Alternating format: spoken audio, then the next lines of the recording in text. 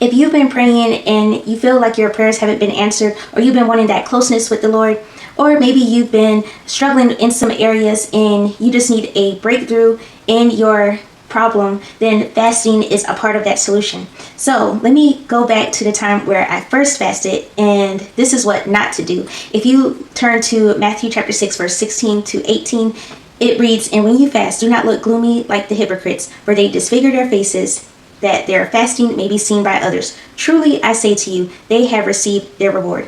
Y'all, the first time I fasted, I put down my plate, and this was like a week-long fast. So I was so dramatic, and I was letting everyone know at my job, and I just felt like it was like a waste of time. So by the end of the week, I did get my true reward, which was nothing, because I didn't really spend time with the Lord or anything, and I was so focused on being hungry and everything.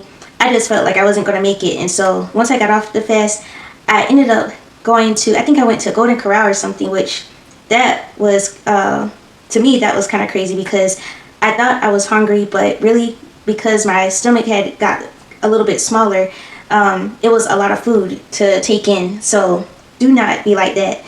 But as it continues in this same verse, "When you fast, anoint your head and wash your face, that your fasting may not be seen by others, but by your Father who is in secret. And your Father who sees in secret will reward you." So it's so powerful. If you want to get the most out of your fast, don't make a big announcement and just make a big party all about you. But this is your time to really focus in on you and your relationship with the Lord. So don't make a big deal out of it. Just focus on what your goals are as you're fasting between you and the Lord. And another verse that comes to mind is Isaiah chapter 58, verse 4. Well, 3 and 4. It says, "Why have we fasted, they say, and have you not seen it? Why have we humbled ourselves, and you have not noticed? Yet on the day of your fasting, you do as you please and exploit all your workers." So again, when you're fasting, of course, don't focus on so much on how you haven't eaten it or anything. Don't focus so much on you, but focus more on your relationship with the Lord, and more on the prayer that you want to have answered, and the different strongholds that has been holding you back from moving or getting promoted to where God has called you to go to. Okay, so that's the first thing. When it comes to prayer, you have to change your focus, because if you're not careful, you could get distracted just focusing on yourself. So think outside of that. Another thing that, looking back, I did a lot of stuff what I wanted to do. So when I look at Isaiah chapter 58, verse 3 and 4, I believe I was just like that. Like, my attitude didn't change and everything, because I was so focused on me and what I was going to eat after I got off the fast. I wasn't focused on spending time with the Lord, and I really didn't have like a change in my heart or in a change in my mind. And so eventually, after I finished that fast, I kept fasting like corporately every year. But then my mindset started to shift gradually. And I said, well, I'm not going to make those same mistakes like I did the first time. So when I fasted again, I kept it more to myself.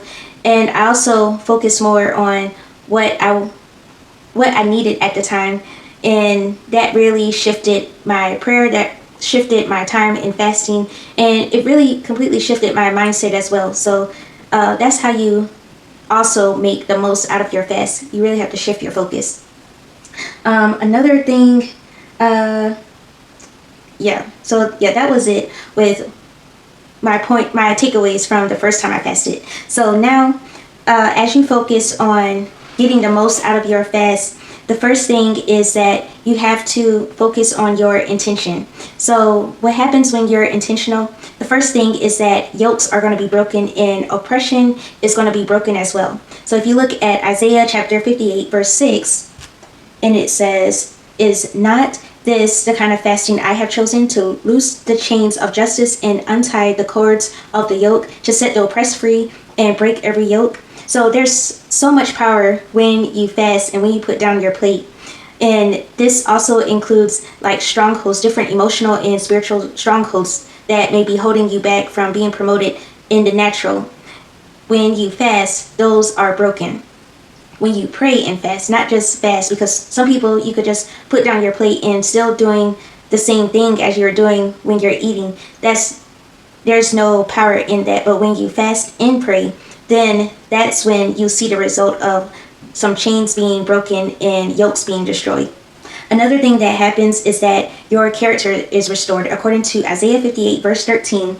And it reads, if you keep your feet from breaking the Sabbath and from doing as you please on my holy day, if you call the Sabbath a delight and the Lord's holy day honorable, and if you honor it by not going your own way and not doing as you please or speaking idle words, then you will find joy in the Lord. So the Lord will restore your joy, and like you being heartbroken, everything that has happened in the past, God is able to restore you because you have decided to follow in His will and put down your flesh and not focus on what you want to do, but now you're focusing on His will.